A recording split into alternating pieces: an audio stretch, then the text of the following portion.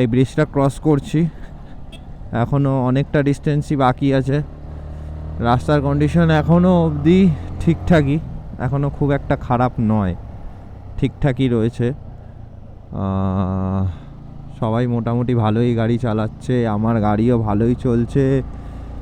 ভাই কি পারফর্ম করছে আমার গাড়ি, সত্যি বলছি কি পারফর্ম করছে। আর অলরেডি মানে এই রাইডে আসার জন্য আমি আমার গাড়ির নিউ টায়ার লাগিয়েছিলাম, যেটা খুবই জরুরি পাহাড়ি রাস্তায়। কেননা পাহাড়ে এত শার্প টানে, যদি তোমার টায়ারের গ্রিপ ভালো না থাকে তো একটু পড়ে যাওয়ার চান্সেস বেড়ে যায়। সো সেই কারণে আমার টায়ারও নতুন লাগানো রয়েছে।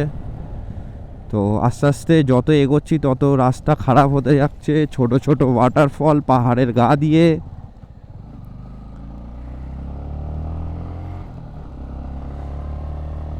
মানে সিনিক বিউটি দেখতে গেলে নর্থ সিকিম তোমাকে আসতে হবে।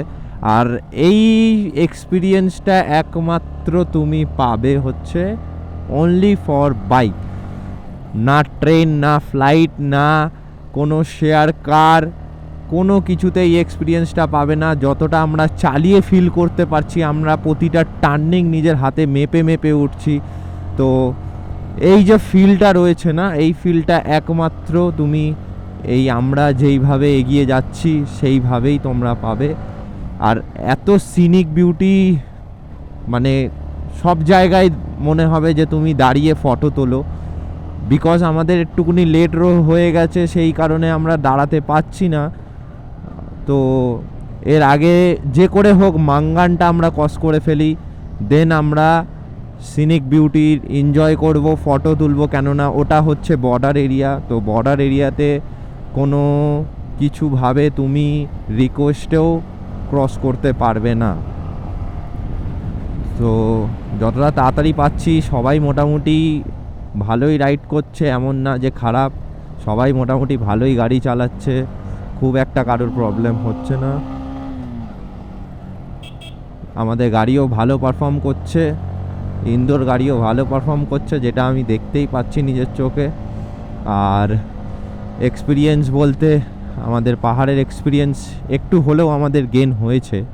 কেননা এর আগে যে কটা রাইড আমরা করেছি বেশিরভাগটাই পাহাড়ের চড়াই ছিল, তো সেই এক্সপিরিয়েন্সে মোটামুটি আমাদের ভালোই কাজে লাগছে।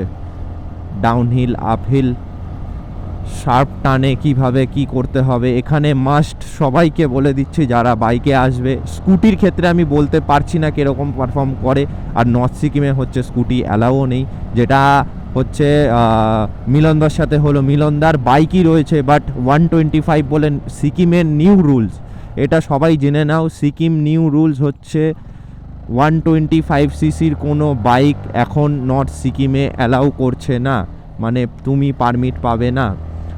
মিনিমাম 150 সিসির ওপরে গাড়ি হলে তুমি পারমিট পাবে, নইলে নর্থ সিকিম থেকে কোনো 125 সিসির কোনো গাড়ির পারমিট হচ্ছে না। নয় তোমাকে বাইক রেন্ট করতে হবে, নয় তোমাকে 155 সিসি বা 150